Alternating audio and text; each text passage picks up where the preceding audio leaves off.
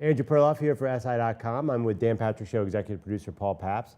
Paulie, let's talk about teams we can't figure out. There's a lot of those. Because if we can't figure them out, then probably nobody can. Good point. Starting with the big upset today, St. Louis clobbers Indianapolis. What do we make of the Colts? The Colts a month ago, remember when they traded for Trent Richardson? Everyone's like, this is it. They're going to be a contender. They've got a feature running back. Vic Ballard is hurt. They made this trade, gutsy move. He had 2 yards today. 2 yards. That's you falling down. 2 yards. It's a team I don't understand. A couple weeks ago, they had that Sunday night game, and we were discussing them as maybe the team that could take down Peyton Manning. And now they get waxed by the Rams. Do you think this is an anomaly, a 1 week thing, or they're a real team? I think they are a real team. I think they're really, really young at several key positions. And also, I knew they would have trouble with the Rams pass rush. They can't always protect Luck. So I wasn't shocked. Did I see 38-8? No way. But that's what they've been doing. You know, they've been up and down. They'll have a huge win like they beat the Broncos. Then they'll lose to a mediocre team like the Chargers. They basically almost lost to the Texans last week. So they're not even. That's what young teams do. Are they going to make the playoffs? Yeah. Oh, well, that's the thing. They're in the AFC South. And that's probably, you know, I don't know where you put it, but it's got to be the worst division other than the Colts because you have the Texans, Jaguars, and Titans. There's no way they're not winning that division. Let's move on to another team we can't figure out. The Arizona Cardinals quietly sneaked to 5-4 with a win over the Texans. Is this team good? They kind of remind me of Arizona State. From week to week, I don't know what the uniforms are going to look like. They're black, they're red, they're white. Carson Palmer, people are so off his bandwagon from 7 years ago that it's going to be almost impossible for anyone to buy into that team. I think they're 5-4.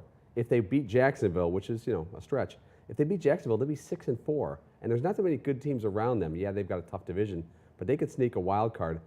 I just think that so many people are way off Carson Palmer's bandwagon that no one's ever going to buy into him again.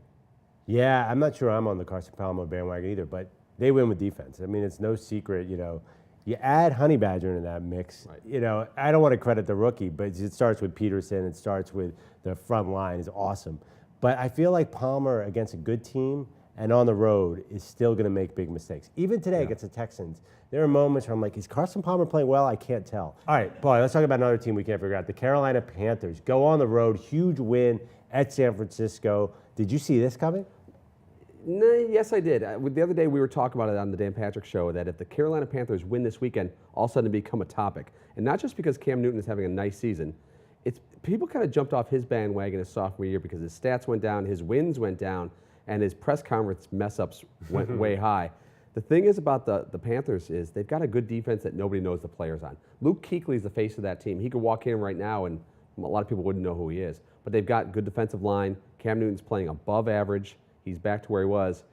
It's one of those things, though, where, again, I'm going to go back to the word bandwagon. Everyone jumped on to Russell Wilson, RG3, Andrew Luck, and Cam Newton was old news. The guy's under 25 years old. He played 1 season of college football, 2 seasons before this of pro football, and now he's kind of back, even though he didn't really go anywhere.